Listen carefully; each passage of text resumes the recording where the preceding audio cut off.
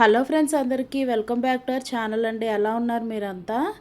ఈరోజు వీడియోలో అయితే గోంగూర ఇంకా రొయ్యలు పచ్చడి రెసిపీ అయితే చూసేద్దాము. ఈజీగా ఎలా ప్రిపేర్ చేసుకోవాలో ఫస్ట్ అయితే ప్రాసెస్లోకి వెళ్ళిపోదాము. ముందుగా అయితే రొయ్యలు ఈ విధంగా లోపల ఉండే వెయిన్స్ అన్నీ తీసేయాలండి. నీట్గా పిన్తో కానీ నైఫ్తో కానీ యూజ్ చేస్తూ లోపల ఉండే వెయిన్ పార్ట్ అంతా తీసేయాలి. తీసేసిన తర్వాత పసుపు ఉప్పు వేసి బాగా క్లీన్ చేసేసుకోవాలండి.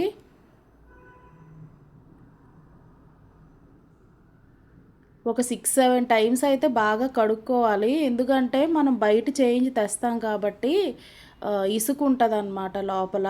తినేటప్పుడు మన పంటి కింద పడుతూ ఉంటుంది దానివల్ల. నెక్స్ట్ అయితే ఈ విధంగా నీట్గా క్లీన్ చేసి పెట్టేసుకోవాలి. అలాగే దీనికి కావాల్సిన గోంగూర అయితే నీట్గా క్లీన్ చేసేయాలండి, మట్టి లేకుండా చేసేసి ఇలా ఒక క్లాత్ పైన అయితే ఆరబెట్టేసుకోవాలి, తడి లేకుండా.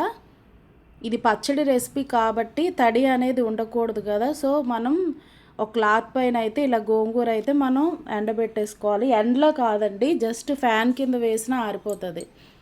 అలాగే ఇక్కడ మసాలాకైతే చూద్దాం ఏ ఐటమ్స్ కావాలో. ఒక స్పూన్ అయితే ధనియాలండి, ఒక 5 అయితే లవంగాలు, 2 అయితే దాల్చిన చెక్కలు వేసాను, అలాగే 2 ఎలాచి, ఒకటే అనాస పువ్వు వేసాను. అలానే ఒక 12 వరకు మెంతులు ఉంటాయండి, చాలా తక్కువ. మెంతులు ఎక్కువ వేస్తే చేదు వచ్చేస్తుంది కదా, తక్కువే వేసాను. మీకు చూపించిన రొయ్యలన్నీ నేను చేయట్లేదండి, అందులో అయితే ఒక హాఫ్ మాత్రమే చేస్తున్నాను. ఇలా తయారు చేసిన మసాలాని ఏంటంటే ఇలా డ్రైగా పౌడర్ చేసేసుకోవాలి, మిక్సీలో చేసేసి అదే బౌల్లో రొయ్యలు అయితే వేసేయాలి. వేసేసి ఎలాంటి ఆయిల్ వేయకూడదండి, జస్ట్ రొయ్యలు అలా వేసేయడమే. వేసిన తర్వాత ఇలా వాటర్లా వచ్చి ఉడుకుతూ ఉంటుందండి, మగ్గుతూ ఉంటుంది. కాసేపు అయిన తర్వాత ఇలా డ్రైగా అయిపోద్ది అన్నమాట. అప్పుడు ఏంటంటే కొంచెం ఆయిల్ యాడ్ చేసుకోవాలి. డీప్ ఫ్రైకి సరిపోయినంత ఆయిల్ అయితే యాడ్ చేయాలండి. పక్కనే ఇంకొక మూకెడు పెట్టుకొని అందులో ఆయిల్ వేసి గోంగూర అయితే వేసి మగ్గించుకోవాలి. ఈ ఆరిపోయిన గోంగూర అయితే ఇందులో వేసి మగ్గించుకోవాలన్నమాట. 2 ప్యారలల్గానే చేసేయొచ్చండి ఒకేసారి. ఈ గోంగూర పైన ఎలాంటి మూత పెట్టకూడదండి. అలాగే కొద్దిగా మగ్గిన తర్వాత ఒక 2 టొమాటోలు అయితే వేసాను. నేను తీసుకున్నది అయితే 1/2 కేజీ ఉంటాయండి రొయ్యలు. అలానే గోంగూర అయితే ఒక 5 కట్టల వరకు ఉంటుంది, దానికైతే 2 టొమాటోలు అయితే తీసుకున్నాను. ఇలా మగ్గుతూ ఉన్నప్పుడు కొద్దిగా సాల్ట్ అయితే వేసుకోవాలి ఇందులో. ఇదే టైంలో ఈ రొయ్యలు కూడా క్రిస్పీగా అయిపోయండి, ఫ్రై అయ్యి. అందులోనే ఒక 2 స్పూన్లు అయితే అల్లం వెల్లుల్లి పేస్ట్ వేసాను, చిన్న స్పూన్లే వేసేసి ఇది కూడా బాగా పచ్చివాసన పోయేంత వరకు ఫ్రై చేసుకోవాలండి రొయ్యలతో పాటు. ఇందులో మీకు ఆయిల్ సరిపోనట్టు అనిపిస్తే యాడ్ చేయొచ్చండి, స్టార్టింగ్లోనే అంతా వేయాలని ఏం లేదు. మనకి ఇది హీట్ మీద ఉన్నప్పుడే ఆయిల్ ఇంకా మీకు సరిపోనట్టు అనిపిస్తే వేసుకోవచ్చు అన్నమాట. చూస్తున్నారు కదా, ఇదే టైంలో గోంగూర ఇంకా టొమాటో కూడా బాగా మగ్గిపోయిందండి.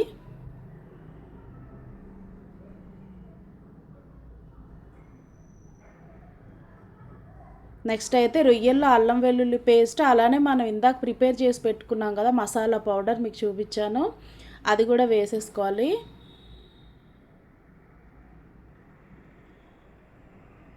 వేసేసి సిమ్లో అయితే పెట్టుకోవాలండి ఇవన్నీ వేసేటప్పుడు. నెక్స్ట్ అయితే టేస్ట్కి సరిపడా ఉప్పు కారం వేసుకోవాలండి. దీనికైతే మీరు ఆశీర్వాద్ ఇలా ఉంటాయి కదండి, నార్మల్గా పికిల్స్ చేసే కారాలు, అవైతే తీసుకోవాలి. కూర కారం అయితే పనికిరాదు. అలానే టేస్ట్కి సరిపడా సాల్ట్ కూడా వేసేసి బాగా కలుపుకోవాలి. నేనైతే ఆయిల్ యాడ్ చేశానండి, ఎందుకంటే మనం వేసిన ఆయిల్ సరిపోదు, పచ్చడి రెసిపీ కదా ఇది.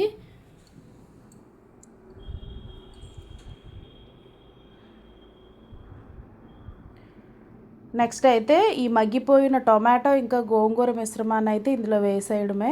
మీకు ఇందులో టొమాటో నచ్చలేనట్టయితే స్కిప్ చేసేయచ్చండి, ఓన్లీ గోంగూరతో కూడా చేసుకోవచ్చు. నేనైతే టొమాటో వేసాను. ఫైనల్గా మనం వేసిన ఈ గోంగూర మిశ్రమం అలానే ఈ రొయ్యలు ఉన్నాయి కదా ఒకే బౌల్లో వేసేసి ఇలా కాసేపు అయితే ఉడికించుకోవాలండి.